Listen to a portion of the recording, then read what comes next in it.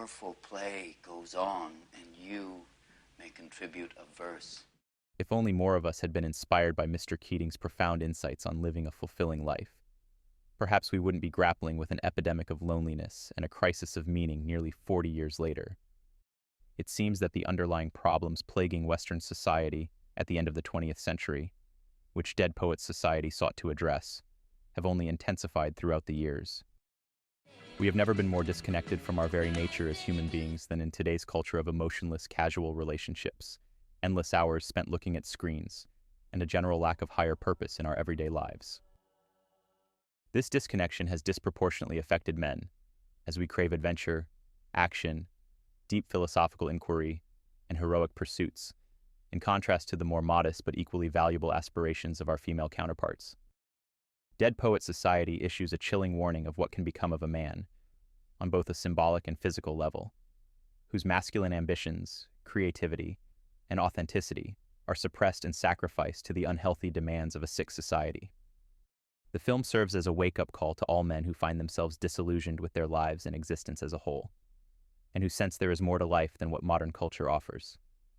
Our lives are meant to be lived, experienced, and cherished, not robotically performed for the satisfaction of those around us. Because we are members of the human race, and the human race is filled with passion. This transition to a deeper way of living is illustrated through the evolution of a handful of teenagers, each with unique characters and families. Some are nerdy and introverted, others are outgoing and attention-seeking. Some have strict, overprotective parents, while others are graced with the opposite extreme. My parents just gave me this. Isn't this the same desk? Yeah, they gave me the same thing as last year. However, despite their differences, they share a universally human urge to live life to its fullest. The Dead Poets were dedicated to sucking the marrow out of life. When we're first introduced to them, they're unaware of this hidden spark lying deep within them, which is understandable for a bunch of 17-year-olds focused on their immediate instincts of pleasing their parents. Well, he won't disappoint us. Right, Neil? I'll do my best, sir. Showing off in front of their friends, surviving prep school, and chasing romantic dreams. We can't really blame them for their basic aspirations. Their entire lives, they've been taught and subconsciously conditioned to act in this conformist manner. They are merely extensions of their parents' and society's demands, coupled with their innate biological drives. Our culture has lost the essential practice of individuation for men. Bright light shines from our eyes. In many historical societies, men underwent rituals of growing up and becoming distinct, freely functioning individuals within the collective. Today, such rituals still exist on an unconscious level, but only serve to mold a man into the best possible conformist. In this distorted value system, men are ranked by how much money they make, how many women they sleep with, and physical superiority. In some circles, like those in which the boys find themselves, discipline, perfectionism, manners, and success are valued above everything. Tradition, honor, discipline, excellence. We see worlds collide when Knox attends a high school party, where the guys are more primitive but less uptight. Both examples lack real, authentic men. Without proper upbringing or role models, men inevitably fail to individuate. Instead, they hopelessly attempt to fit the mold imposed upon them to please others. Unfortunately, few men have healthy fathers or other masculine figures to guide them, coupled with a media apparatus that is increasingly hostile toward depicting genuine masculinity. Without an immediate real-life example, ideally their father, or at the very least positive depictions in books, films, or other media, the journey of truly growing up and becoming a real man is nearly impossible. That is why films such as Dead Poets Society are essential for every man willing to change for the better. Make your lives extraordinary. The film highlights the unmatched importance of a direct role model in the lives of young men. Initially, the boys are a little surprised by Mr. Keating's unorthodox teaching methods, but they quickly become captivated by his deep wisdom and genuine expression of it. That you are here. That life exists and identity. They've been forced to read the great writers of the past, but for the first time, they see and hear the power and life behind the priceless words they so easily ignored, mindlessly studied, and forgot once a trivial assignment was over. People can sense when someone genuinely cares and lives what they speak, especially a bunch of teenagers who have encountered a real, authentic man for once, and not some lifeless, frustrated bystander oblivious to the wondrous play that is life. That the powerful play goes on and you may contribute a verse. What will your verse be?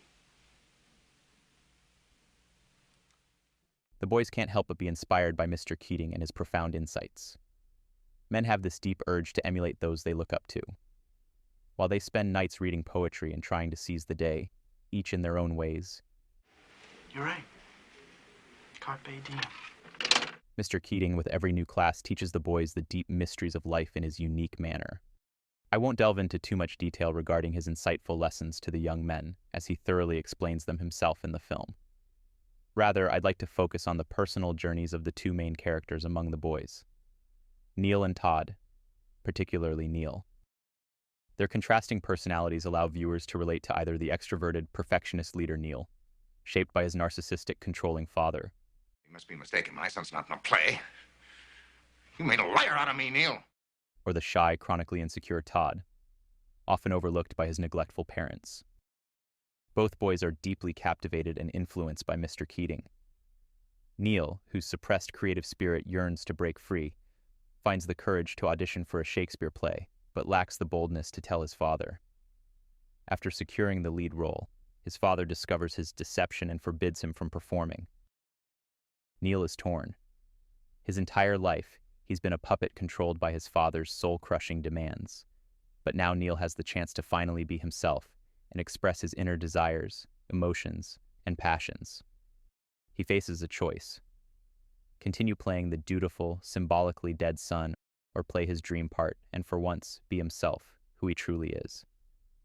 Ironically, if he were to remain loyal to his father, Yes, sir. it would be more of an act, as he would unconsciously put on his masks to cover up his true self and please his father. And you're acting for him, too. You're playing the part of the dutiful son. Neil seeks Mr. Keating's advice, hoping for an easy solution to his dilemma, but receives the answer he wished to avoid, yet deep down knew was the only way forward. I know this sounds impossible, but you have to talk to him. You have to show him who you are, what your heart is. We often find ourselves in similar situations, trapped in a sort of double bind, where we're not sure which path to choose. Usually the right choice is obvious, but due to our crippling fears of what may be the outcome of selecting the correct path, we overcomplicate a seemingly simple decision. Advice from someone we trust is much needed in such cases, but only if we follow through with it. Is there an easier way? No.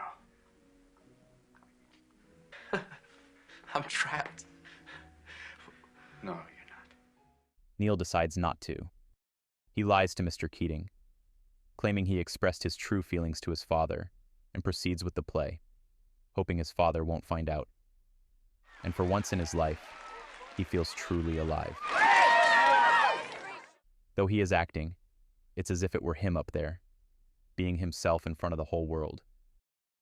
When Neil's father unexpectedly arrives, Neil notices him. He gives an unforgettable closing monologue and receives thunderous applause. But for Neil, it's directed at only one person, and he cares only about what that one person might think of his performance. If we shadows have offended, think but this and all is mended. Unfortunately for Neil, that one person remains unmoved by his outstanding act. Nor did the hundreds of people applauding his son break through to his heart of stone. You left even me speechless. You have to stay in the car. Keating, you stay away from my son. Neil's father decides to send him to military school, condemning him to another 10 years of relentless study. It's now or never. Either Neil finally stands up for himself and tells his father how he truly feels, or his authentic self dies once and for all. I am not going to let you I've got to tell you what I feel. What? I've been so worried What? about- Tell me what you feel. Sadly, this death becomes literal, as Neil is unable to muster the courage to speak up, Nothing. resulting in him taking his own life. The repression of his voice crying out from within, but never surfacing, was more than he could bear. His father, in a sense, kills his son, not literally, but through the suffocation of his true self. If this were a literal act, society would be outraged, but the figurative destruction of a child's identity, which can lead to such extreme outcomes, often goes uncondemned. I don't suggest parents are solely responsible when children resort to such measures. Rather, I want to shed light on the deeper message I believe the movie conveys. That death isn't only a physical event, but also a psychological and spiritual reality, which sometimes has devastating physical consequences. We might ask ourselves whether Mr. Keating's influence was beneficial, as without him inspiring the boys, this tragedy might not have occurred. Though Neil's death is an unspeakable tragedy, without Keating, Neil likely would have lived a soulless existence, mindlessly following his father's plan. Are 10 hours, days, or years of really living worth more than a lifetime of being dead inside, of never daring to be oneself and experiencing what it means to truly be alive? Well, for 10 other boys, it is worth more. And thanks to Mr. Keating, they refuse to spend another day waiting to suck the marrow out of life. Todd, who has been the most affected by Mr. Keating's lessons and Neil's death, finally summons the courage to free his trapped inner voice. The same voice that has remained hidden his entire life behind a shy, insecure persona, out of a crippling fear of rejection. Now is his chance, and he takes it. Captain, my captain. Sit down, Mr. Anderson. The least likely of the bunch stands up against the distorted system, and his brave example inspires 10 others to join him. The way I see it, this isn't a story of a young man's tragic death, but of how, out of 11 Walking Dead boys, 10 discover themselves and begin to truly live. While one, though gone, will always remain in their hearts. All because of one man. Thank you, boys. Thank you. Robert Frost said, 2 roads diverged in the wood, and I took the one less traveled by.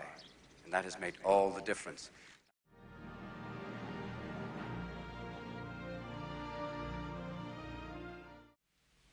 What will your verse be?